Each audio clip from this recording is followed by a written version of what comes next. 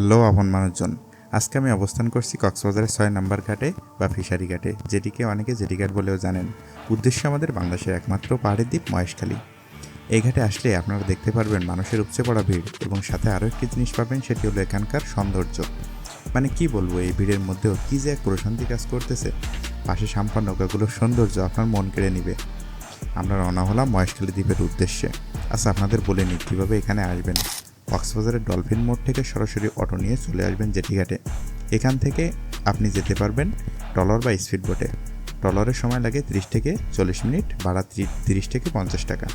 Speed বোটে গেলে 15 মিনিটেই পৌঁছে যাবেন, ভাড়া 100 থেকে 150 টাকার মতো।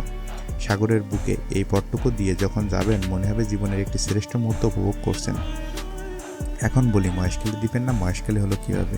আসলে লোকমুখে অনেক মিথ আছে, কিন্তু সবচেয়ে নির্ভরযোগ্য প্রচলিত লোককথা হচ্ছে বহু আগে এখানে ছিলেন এক সাধু, তার নাম ছিল মহেশ্বর। তার নামেই জায়গাটির নাম হয় মহেশখালী। আরেকটি ইন্টারেস্টিং গল্প আছে, এই দ্বীপে নাকি একসময় প্রচুর মহিষ বা মহেশ ছিল, আর খাল মানেই তো জলভূমি, তাই মহেশ প্লাস খালি হয়ে গেছে মহেশখালী। অবশেষে মহেশখালী এসে পড়েছি। এখন আমরা আদিনাথ মন্দিরের সামনে। অটোতে করে এখানে চলে আসতে পারবেন, জন প্রতি 40 টাকা নিবে। এই মন্দিরটি প্রায় 85 ফিট উঁচু একটি পাহাড়ের উপর অবস্থিত, যেখানে সিঁড়ি বেয়ে আপনাকে উপরে উঠতে হবে। প্রতি বছর ফাল্গুন মাসে এখানে এক বিশাল আদিনাথ মেলা অনুষ্ঠিত হয়, যা দক্ষিণ অঞ্চলের অন্যতম বড় ধর্মীয় মেলা হিসেবে পরিচিত।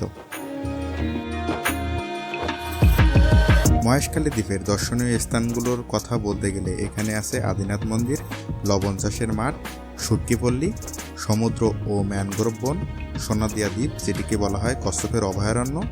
আর এই মন্দিরের নিচে পাবেন বৌদ্ধ নারীদের তৈরি পোশাকের বাজার, যেখানে তাদের কালচার ও ট্র্যাডিশন অনুযায়ী তৈরিকৃত নানা পোশাক পেয়ে যাবেন, কিন্তু দরদাম করে কিনতে হবে, নয়তো ঠকে যেতে পারেন। এখানে প্রায় 300 প্লাস পাথুরে সিঁড়ি আছে। এখানে আসলে দুইটা জিনিস অবশ্যই ছোট একটি ব্যাগে সাথে রাখবেন, এক পানি, 2 শুকনা খাবার। কারণ পাহাড়ি সিঁড়ি বেয়ে আপনাকে প্রায় 85 মিটার মানে প্রায় 280 ফিট ট্রেকিং করে উঁচুতে উঠতে হবে, যেটি আমি বা আপনার মতো সাধারণ মানুষের জন্য বেশ কিছুটা কষ্টসাধ্য ব্যাপার হতে পারে।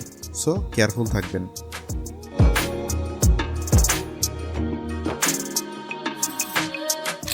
এরপর চলে আসি স্বর্ণ মন্দিরে, যেটি মূলত একটি থাই স্টাইলে নির্মিত বৌদ্ধ বিহার। সোনালি রঙে রাঙানো এই স্থাপনাটি যেন এক ঝলমলে শিল্পকর্ম।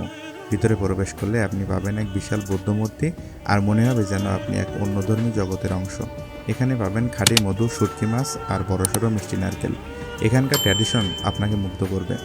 এখানে এসে জাস্ট একটা অনুভূতির কথা আপনাদের সাথে না বললেই নয়, সেটি হলো আপনারা যখনই কক্সবাজার এসে সমুদ্র দেখতে দেখতে বোরিং ফিল করবেন, কোনো কিছু না ভেবেই চলে আসবেন এখানে। সম্পূর্ণ একটি আলাদা ভাইব কাজ করবে, মনে করবেন আপনি একটি নতুন জগৎ আবিষ্কার করে ফেলেছেন। তো এখানেই থামছি আজকে। ভিডিও ভালো লাগলে লাইক দিবেন। পরবর্তীতে নতুন অভিজ্ঞতার সাক্ষী হতে অবশ্যই সাবস্ক্রাইব করে রাখবেন আমাদের চ্যানেলটি, আর কমেন্ট করে জানাবেন কবে যেতে চান মহেশখালীর অপরূপ সৌন্দর্য উপভোগ করতে।